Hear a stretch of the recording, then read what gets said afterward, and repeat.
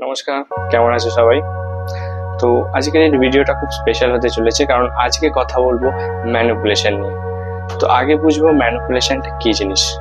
ধরো তোমার কাছে কেউ একজন এসে এমন কিছু বলেছে যেটাতে তুমি ম্যানিপুলেট হয়ে গেছো। ধরো এক্সাম্পল, কোনো বন্ধু এসে বললো চল গিয়ে আড্ডা মেরে আসি, কিন্তু তোমার সেই টাইমে একটা কাজ করার আছে, তোমার জন্য জরুরি কাজ করার আছে, এটা তোমার করা খুব দরকার, কিন্তু সেই বন্ধুটা তো একা আড্ডা মারা সম্ভব নয়, তাই তার একটা সঙ্গীর প্রয়োজন, তাই সে তোমার কাছে এসে বললো চল বন্ধু আড্ডা মেরে আসি।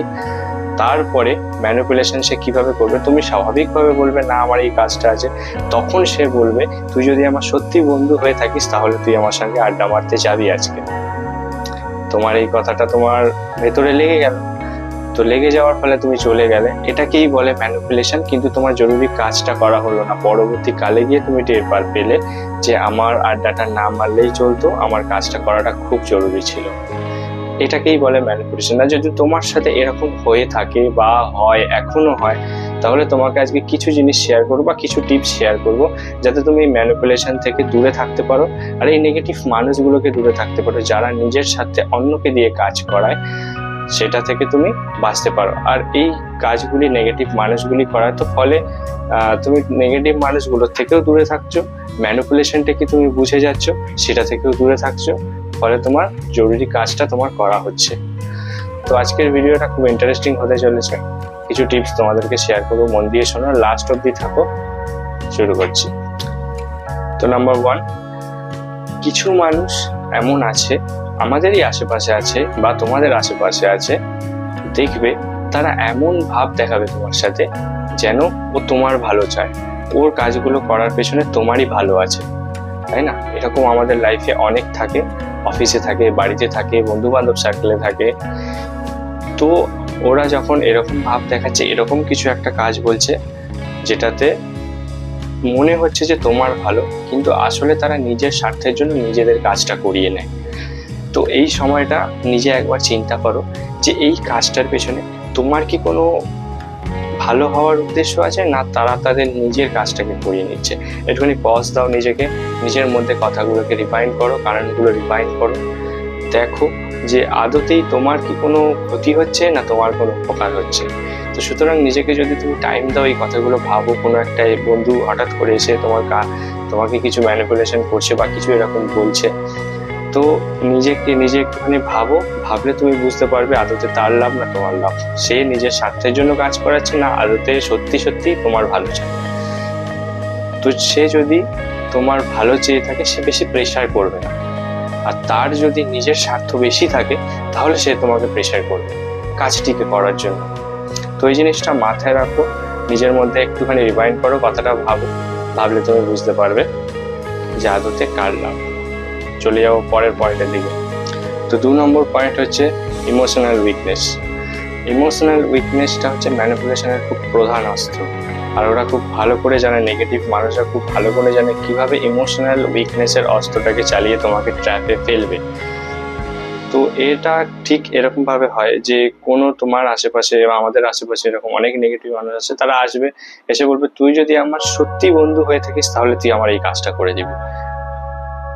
তো তখন তোমাকে বুঝতে হবে এটা একটা ট্র্যাপ। নিজের মধ্যে ভেবে নাও যে এটা কোনো ইমোশনাল উইকনেস সে কাজে লাগাচ্ছে, আমার ইমোশনাল উইকনেসটা সে কাজে লাগিয়ে আমাকে দিয়ে কাজটা করিয়ে নিচ্ছে। সেই সময় তুমি ওদের কাজটা করার সময় তুমি তোমার নিজের কিছু কাজ করতে পারো, এটাতে তোমার বেশি লাভ। কেন তুমি নিজের কাজটা ফেলে তুমি নেগেটিভ মানুষদের জন্য কাজ করবে, তাই না? তো এই জিনিসটা হচ্ছে তোমাকে একটু ভেবে নিতে হবে নিজের মধ্যে, তার মানে বুঝে নিতে হবে যে ওরা তোমাকে নিজের মতো করে চালাচ্ছে। বন্ধু, তোমার লাইফটা তোমার নিজের, তুমি নিজের মতো চলবে, অন্য কেউ তোমার লাইফকে ওন করবে না।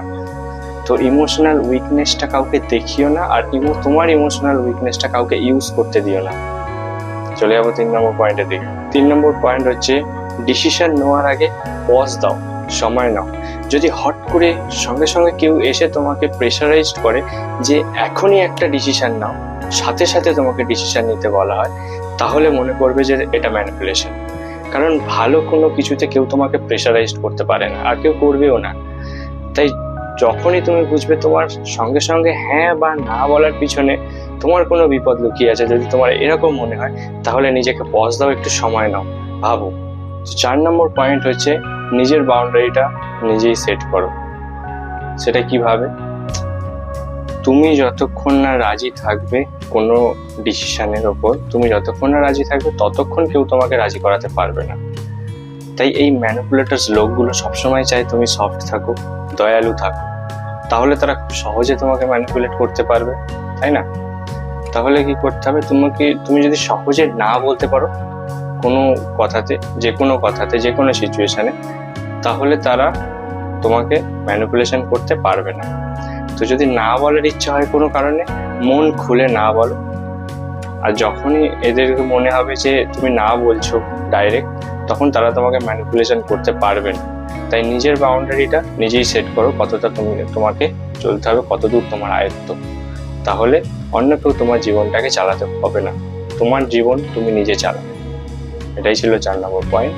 চলে যাব নেক্সট পয়েন্টের দিকে। তো 5 নম্বর পয়েন্ট হচ্ছে আত্মবিশ্বাসী হও। যদি তুমি নিজেকে বিশ্বাস না করতে পারো, নিজের মধ্যে আত্মবিশ্বাস না থাকে, তাহলে খুব সহজেই তোমাকে লোকেরা ম্যানিপুলেশন করবে এবং তাদের সুবিধা হিসেবে তোমাকে ইউজ করবে। তাই যে কোনো ডিসিশন নিজেই নাও, পজ অ্যান্ড কনস, ভালো সাইড খারাপ সাইডটা যে কোনো ডিসিশন নেওয়ার আগে ভেবে নাও, কিন্তু নিজে থেকে নাও। নিজের জীবন চালক হও, নিজের সব ডিসিশনগুলো নিজে যাচাই করে দেখো, সব কিছুটা নিজেই করো, কারণ এটা তোমার জীবন। তুমি কিভাবে চালাবে, তুমি কিভাবে ওন করবে নিজের জীবনটা, সেটা তোমার উপর ডিপেন্ড করছে, অন্য কারোর উপর না। তাই তুমি নিজের জীবন চালক হও, নিজের সবকিছু ডিসিশন নিজেই নাও। এটাই 5 নম্বর পয়েন্ট। ম্যানিপুলেশন নিয়ে কিছুটা আশা করি ক্লিয়ার ধারণা দিতে পেরেছি, বা এটা থেকে বেরোতে গেলে, বাইরে এইসব মানুষদেরকে চিনতে গেলে কিভাবে চিনবে বা নিজের মধ্যে কি ডেভেলপ করবে এই ম্যানিপুলেশন নিয়ে। আশা করি এই পয়েন্টগুলো তোমাদের কাজে লাগবে। তো ভিডিওটি ভালো লাগলে লাইক করো, কমেন্ট করো, শেয়ারও করতে পারো, বা আশেপাশে তোমাদের বন্ধু যারা ম্যানিপুলেট হচ্ছে প্রতিদিন, তাদের সঙ্গে শেয়ার করতে পারো ভিডিও। দেখা হচ্ছে পরের ভিডিওতে। এবং তোমাদের কাছে যদি কোনো টপিক থাকে যে আমার আলোচনা করা উচিত বা শেয়ার করবে এরকম কোনো টপিক, তাহলে কমেন্ট বক্সে কমেন্ট করে জানাতে পারো আমাকে। পরের ভিডিওটা তোমাদের কমেন্ট অনুযায়ী হবে। আজকে আসি, পরে দেখা হচ্ছে পরের ভিডিও।